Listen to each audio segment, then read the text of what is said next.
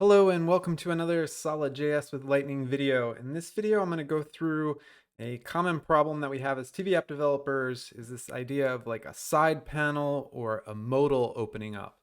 And so here I'm working in the TMDB demo app, and I have, you have your normal flow here. And then let's say someone presses enter on this and we want to open up a side panel. So here it is working. I can hit enter. I created this little side panel. We can go up and down on it. We can click the different things. And then when we hit close, it's going to close. It's going to move that panel back off. And then it set the focus back onto popular movies. So I'm going to walk through how to do this because a lot of people might struggle with this, especially if you're new. So the first thing is I'm using a new primitive that got added to the Solid.js primitives called the Focus Stack Manager. So I'm going to bring that over here.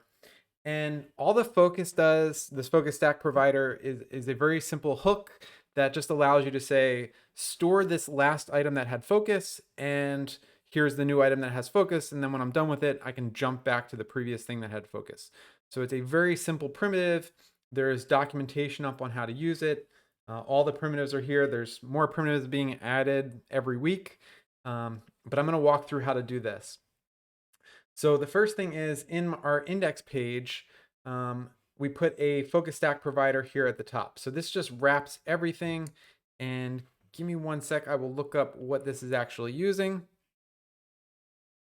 Okay, I'm back. And so this is using the use context part of Solid.js. So you can read up about this, but this is a way to provide deeply nested props. So rather than having to pass down from parent to child to child to child to child, you can create context at the top of your app, and then every component can just use context, the name of your context, and then have access to those variables. And that's what I'm doing here. That's what FocusStackProvider is. It's a use context. It's providing a global focus stack. And then inside of our page, we can have the TMDB.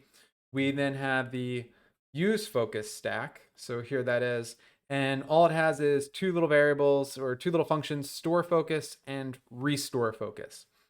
And let's actually jump into how they're being used. So here's my asset panel, which is on the right of the page. And all I'm doing is when this asset panel receives focus, it's going to store wherever focus came from. So that thumbnail that has focus, when the asset panel is receiving focus, it's going to store that. And then when we close the asset panel, all it's doing is calling restore focus. And it's very simple. What this is doing is it's storing the node that had focus. And when you call restore focus, it's saying what was the last node, set focus on that thing. That's all this does. So it's very, very simple. And so my asset panel, I'm going to bring these up side by side, make this a little easier to read. But the asset panel is actually very simple as well. I mean, everything's simple when you've been doing it for a while. But here's my asset panel. It's just a view with a column in it with the buttons. And I have a panel here. And I just kept this simple. I threw this together in like 30 minutes just to show it off. But I have a property of open. So this is a signal that changes whenever it becomes true. It will open the panel. And how I did that was I just have a create effect in here that when the panel is open, animate the panel to the left. And when that changes to false, animate the panel off the screen to the right. Now there's tons of ways of doing this. You don't have to do it this way. You could use a show. The issue with show is like when you do this, it will destroy the asset panel and recreate it. And then you could do on destroy and on create to animate it in and out. So that's one way of doing it. I chose this way. Like I said, there's a dozen ways, but if you have something that's going to be opening and closing a lot and you don't want to have the overhead of creating it and removing it and creating it and removing it, you could just leave it in there and then, animate it directly. So now when this thing receives focus, or when we open the panel, what I'm doing is panels.open, so there's an open, and I'm setting focus to this column, which is where the buttons are. So this is receiving focus, and column by default should be setting focus on the first button here, which I think it was doing that, but it seemed like it jumped down to the close one. So I'll look at that while we're doing this video. But it's setting focus to this, and then I'm passing in the close function. So when you hit enter on any of these buttons, it's just going to call close, which is back here, which is setting the panel to open false, which will close the panel, and restore focus, which jumps the focus back to the previous element. So I will go through this again just so that now we have full context. So I'm navigating around on the screen and it can be anywhere. I'm hitting enter. It's changing the signal to true to open the panel.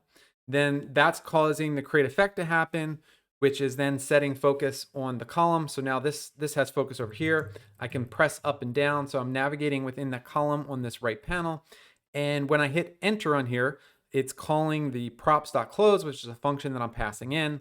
And all that's doing is calling close the panel, set panel to false, and calling restore focus. So I hit enter. You'll notice the focus has jumped back over to here. And now I'm back into navigating over here. And that's all there is to it. So hopefully this was beneficial to some folks out there. As always, subscribe, like. If you have other videos or something you want me to create a video on to help provide information, feel free to reach out to me on the SolidJS Discord. Thanks, everyone. Take care. Bye.